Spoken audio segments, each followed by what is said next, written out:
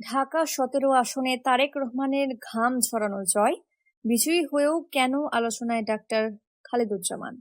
এবারে জাতীয় সংসদ নির্বাচনের সবচেয়ে আলোচিত এবং হাই ভোল্টেজ আসন ছিল ঢাকা ১৭, যেখানে লড়াইটা ছিল সরাসরি নবনির্বাচিত প্রধানমন্ত্রী তারেক রহমান এবং জামাতে ইসলামীর প্রার্থী ডাক্তার খালেদুজ্জামানের মধ্যে। হাড্ডাহাড্ডি লড়াই আর স্নায়ুচাপের এই নির্বাচনে শেষ হাসি হাসলেন প্রধানমন্ত্রী। কিন্তু মাত্র ৪,০০০ ভোটের ব্যবধান কি কোনো বড় বার্তা দিচ্ছে? আজকের বিশেষ প্রতিবেদনে আমরা বিশ্লেষণ করব কেন বলা হচ্ছে তারেক রহমান জিতলেও হারেনি ডাক্তার খালেদুজ্জামান। শুরু থেকেই ঢাকা ১৭ আসন ছিল দেশি বিদেশি পর্যবেক্ষকের নজরে।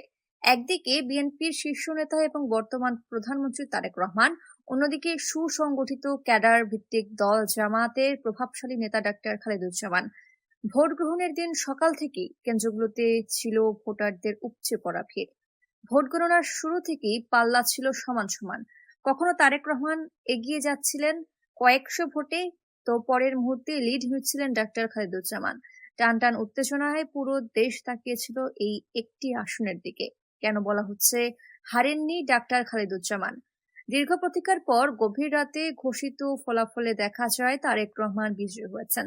তবে জয়ের ব্যবধান ছিল বিস্ময়কর ভাবে কম, মাত্র ৪,০০০ ভোটে।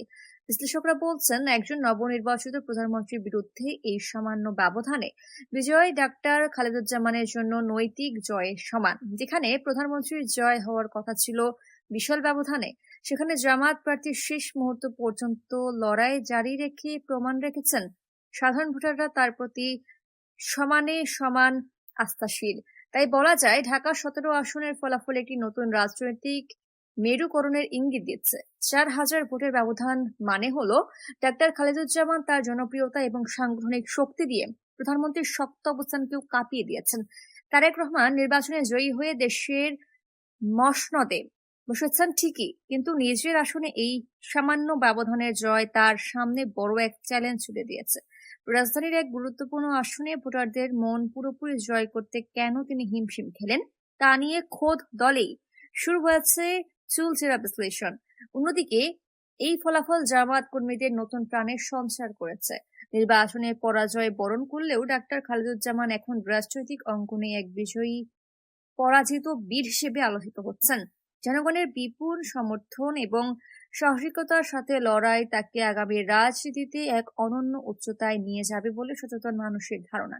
দিন শেষে নির্বাচনের খাতায় তারেক রহমান বিজয়ী, কিন্তু রাজনীতির মাঠে আলোচনার কেন্দ্রবিন্দুতে সেই ৪,০০০ ভোটের ব্যবধান। ঢাকা ১৭ আসন আমাদের দেখালো যে রাজনীতিতে জয় পরাজয় কেবল সংখ্যার হিসেব নয়, বরং জনগণের আস্থার প্রতিফলন। তারেক রহমানের এই কঠিন জয় কি তার শাসনকালে প্রভাব ফেলবে? আর ডাক্তার খালেদুজ্জামানের এই সম্মানজনক পরাজয় কি জামাতের রাজনীতিতে নতুন দিনের সূচনা করবে? সেই উত্তরের জন্য অপেক্ষা করতে হবে আমাদের। আজকের প্রতিবেদনটি কেমন লাগলো কমেন্ট করে জানান। পরবর্তী আপডেট পেতে আমাদের চ্যানেলটি সাবস্ক্রাইব করে সাথেই থাকুন। ধন্যবাদ।